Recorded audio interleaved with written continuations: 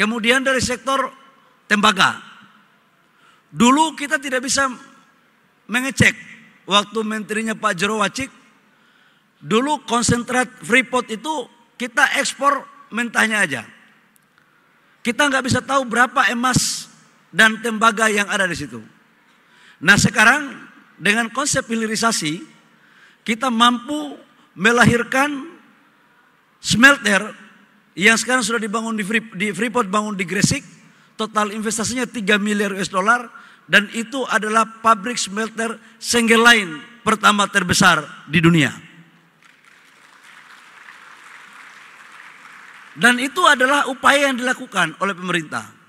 Sekarang dari 3 juta konsentrat Freeport itu melahirkan kurang lebih sekitar 50-60 ton emas. Di Aman, tadi saya lihat ada direktur Aman tadi. Aman itu 900.000 konsentrat, hampir 1 juta konsentrat, itu mampu menghasilkan emas 18-20 ton. Dulunya ini nggak ada. Inilah kekayaan kita yang harus kita kelola secara baik, Bapak Ibu semua. Sekarang kita lagi dorong untuk boksit. Kita juga harus membangun hilirisasi. Dan hilirisasi ini adalah kata kunci untuk menciptakan lapangan pekerjaan. Boksit kita, itu kalau di slide, yang hijau, yang biru-biru itu industrinya sudah ada dalam negeri. Yang putih-putihnya itu belum ada. Ini terus kita akan dorong. Dan percayalah Bapak Ibu semua, ketika Indonesia mulai menuju kepada jalur yang sudah direncanakan dengan baik, pasti ada yang tidak nyaman. Pasti ada yang tidak nyaman. Baik dari kelompok luar maupun mungkin ada kelompok dari dalam. Tetapi untuk menjalankan arahan Bapak Presiden, sekali lagi saya katakan bahwa jangankan selangkah, sejengkal pun saya akan tidak mundur untuk menghadapi hal-hal yang seperti ini. Karena ini menyangkut dengan kedaulatan bangsa kita Bapak Ibu semua. Banyak yang datang lobi ke saya agar membuka ekspor, keran ekspor barang mentah. Saya katakan kalau begini terus, apa bedanya kita di zaman VOC dengan sekarang? Dulu di zaman VOC itu kan mengambil barang mentah kita, dibawa keluar, mereka olah di luar, nilai tambahnya di luar, baru dibawa lagi ke dalam negeri ke kita. Kita ini sekolah sampai udah nggak tahu lagi sampai di mana gitu. Masa cara-cara lama mau dipakai lagi untuk sekarang?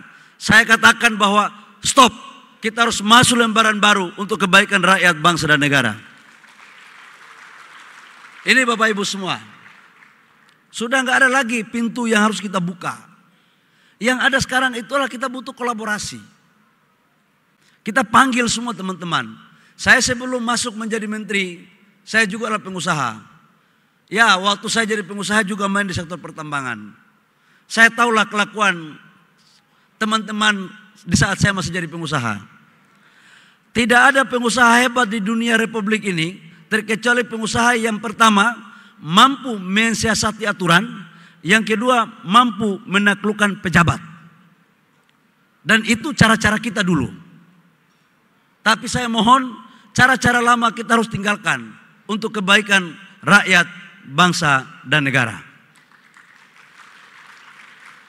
Dalam konteks penataan ini, untuk menyangkut dengan hilirisasi, kemarin kami sudah memutuskan ada sekitar 18-20 proyek yang kami serahkan kepada Danantara, yang total investasinya kurang lebih sekitar 38 miliar US dollar, dengan rupiahnya itu kurang lebih sekitar 618 triliun rupiah. Itu sudah kita kasih. Dan ini mampu menciptakan lapangan pekerjaan yang cukup besar, hampir 300.000, dan itu di sektor langsung. Di sektor tidak langsungnya dalam teori ekonomi dari Prof. Erani Sekjen saya sekarang itu dia mengatakan 3 kali sampai 4 kali lipat. Berarti ada 1 juta lebih. Dan ini adalah cara kehadiran negara untuk mendorong program agar bisa melakukan pemerataan pertumbuhan ekonomi di wilayah-wilayah.